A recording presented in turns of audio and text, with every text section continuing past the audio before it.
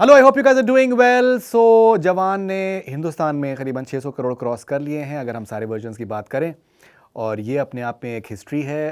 Shahrukh Khan becomes the first actor to open the 600 crore club, which is a very unique factor as well. दुनिया भर में अगर हम बात करें, करीबन 45 बिलियन डॉलर से ज़्यादा जो है अब तक जवान क्रॉस कर चुकी है, एंड 1000 करोड़ जवान ने भी क्रॉस कर लिए हैं। पठान का जैसा आपको ऑलरेडी पता है, Pathaan has crossed 1000 crore as well. तो ये सब आई थिंक बातें तो आपको ऑलरेडी पता हैं, तो मैं उसको फर्दर मैं उसको अगर मैं बयान करूंगा तो कोई मैं नई बात नहीं कहूँगा। मैं आपके साथ में एक शेयर करना चाहता हूँ शाहरुख खान का सफ़र 400 करोड़ से 1000 करोड़ तक। तो इससे पहले जो शाहरुख खान की सबसे जो बड़ी फिल्म जो जो थी वो थी चेन्नई एक्सप्रेस, जिसने रफली अगर हम बात करें करीबन 400 करोड़ जो है पिक्चर ने करे थे वर्ल्ड वाइड। और उसके बाद अब हम देख रहे हैं कि एक ही साल में दो फिल्में करती हैं 1000 करोड़। चेन्नई एक्सप्रेस के बाद काफ़ी उनकी फिल्में आईं, कुछ हद तक चली, कुछ हद तक नहीं चली, और फिर एक शशोपंज में रहा सारा ट्रेड भी और उनके फैंस भी कि एग्जैक्टली किस तरफ ये किस डायरेक्शन में शाहरुख खान का करियर जा रहा है। ज़ीरो आती है, ज़ीरो नहीं चलती है, उसके बाद फिर 4 साल का गैप वो लेते हैं।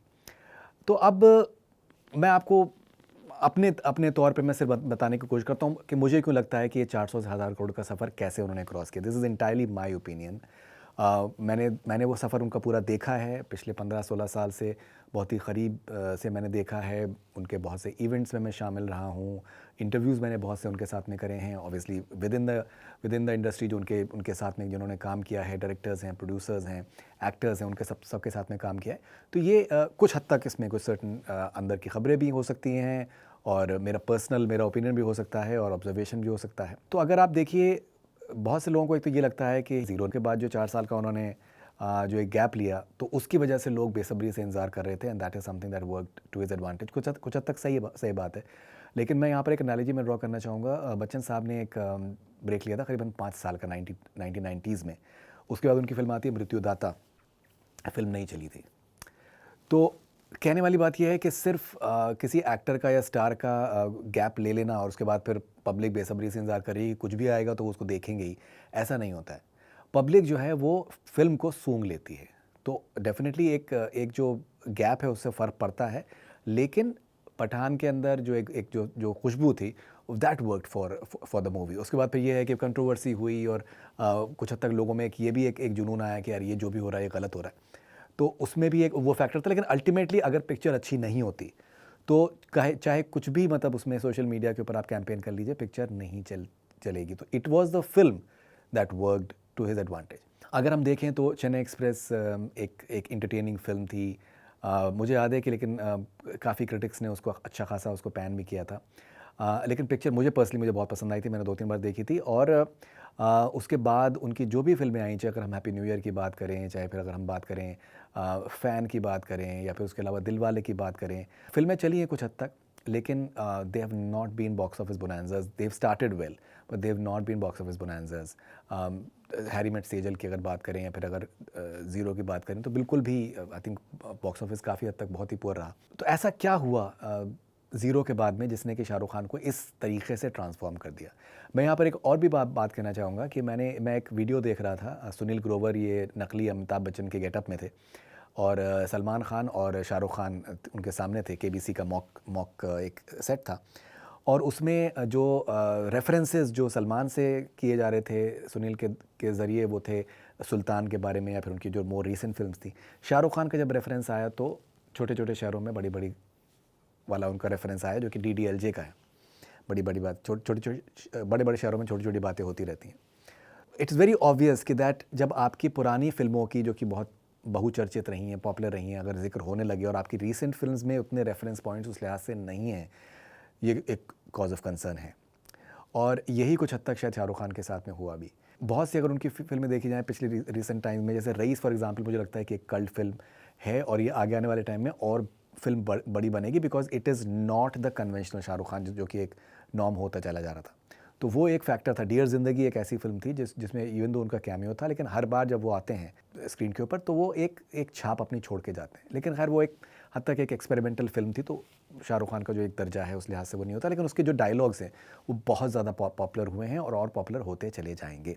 काफ़ी फिल्मों में अगर हम जैसे दिलवाले की बात करें, जैसे फॉर एग्जांपल शाहरुख का जोल के जैसे रोल बनने की बातें हुई, गाना होना चाहिए शाहरुख खान का, वो जो एक जो हैंड मूवमेंट है वो होना चाहिए। ये और भी फिल्मों में ये देखने को मिला।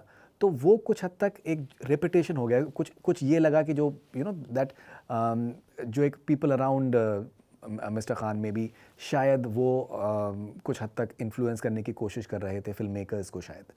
And may be that is something, जो एक शाहरुख खान का जो करिश्मा है, शाहरुख खान का जो एक स्टारडम है, हम उसको नहीं भूल सकते हैं। हमें उसको ध्यान में रखना होगा स्क्रिप्ट लिखने के बीच में, और अगर फिल्म बन रही है तो उसके बीच में भी अगर कहीं ज़रूरत पड़े तो मे बी कोई गाना अगर हम इंसर्ट कर सकते हो तो, या फिर अगर हमको सर्टन एक उसमें एक वो एक एलिमेंट कहीं से आ सके तो वो फैक्टर कुछ हद तक वो परसिस्ट हुआ। वो एक तरीके से एक इनसिक्योरिटी थी कि फिल्म कब चलेगी, अब when is the next film that is going to work. Maybe शायद वो एक फैक्टर आ गया था। Shahrukh Khan was super confident right through. He has always, चाहे उनके आप इंटरव्यूज़ देखें, मैंने खुद इंटरव्यूज़ करे, he has always been very very confident. जो भी वो काम कर रहे हैं उसको लेकर वो बहुत ज़्यादा कॉन्फिडेंट वो हमेशा रहे हैं, और उसमें उनके कॉन्फिडेंस में कुछ हद तक कमी नहीं आई। लेकिन वो एक फार्मूला तलाश करने की कोशिश की, that what is it that is going to work. और चाहे आमिर की फ़िल्में हों, सलमान खान की फ़िल्में हों, फिल्में चल रही थी। पीपल लाइक रणवीर सिंह, रणबीर कपूर, इनकी फ़िल्में चल रही थी। तो वो एक फैक्टर होता है कहीं ना कहीं भाई why is it that Shahrukh Khan की फ़िल्में जो हैं वो नहीं चल रही हैं। वो एक फैक्टर वो आया। लेकिन ज़ीरो से के बाद जो सबसे बड़ा जो एडवांटेज मुझे लगता है, दिस इज़ माई ओपिनियन, जो हुआ है वो हुआ है कि दैट कहीं ना कहीं Shahrukh Khan has put his feet down and he has said कि that I will do what my director tells me, I will do what is needed for the script, we will not go anywhere beyond it. मैं वो conventional जो मुझसे मेरे साथ में जुड़े हुए हैं, रोमांटिक एक जो टैग जुड़ा हुआ है या फिर हैंड मूवमेंट है और ये सारी चीज़ें, वो मैं नहीं करूँगा। अगर आप पठान में देखें, जवान में देखें, दोनों में नहीं है। तो ये मुझे लगता है कि somewhere he put his feet down and he said that he will do something which is drastically different and he is not going to piggy bank on what the perception of the fans is about him and what is it that is expected to be in a Shahrukh Khan film. मुझे लगता है कि एक बहुत बड़ा factor है जिसने कि उनको ये जो बेइंतहा कामयाबी है, फिर डंकी भी अभी आ रही है। बताइए, आप सोचिए अभी ट्रेलर नहीं आया, लेकिन पिक्चर को ऑलरेडी लोगों ने कह दिया है कि साहब इस साल की सबसे अच्छी फिल्म, हिट फिल्म के साथ साथ सबसे अच्छी फिल्म जो है वो डंकी होने वाली है। तो ये कुछ कहता है, ये सब बातें जो हैं डेफिनेटली कुछ कहती हैं कि कुछ ना कुछ तो हुआ है उन 4 सालों में, जब एक तरीके की थॉट प्रोसेस किया गया है, एक सर्टेन तरीके के फिल्म मेकर्स के साथ में काम करने की एक कोशिश है कि अगर आप देखें तो आप चाहे एटली को अगर आप देख लें या फिर सिद्धार्थ आनंद को आप देख लें, या अभी उनके आगे आने वाले जो भी उनके डायरेक्टर्स हैं, राजकुमार हिरानी के साथ में पहले मुन्ना भाई MBBS वो करने वाले थे, 3 इडियट्स करने वाले थे, राजकुमार हिरानी के साथ में इस तरीके से आना, तो ये कुछ ना कुछ डिसीजन मेकिंग हुई है। और मेरा ऐसा मानना है कि इसमें Shahrukh Khan he himself has put his feet down and he has taken control of things and he is the one who really wanted to reinvent himself and he has succeeded in a big way।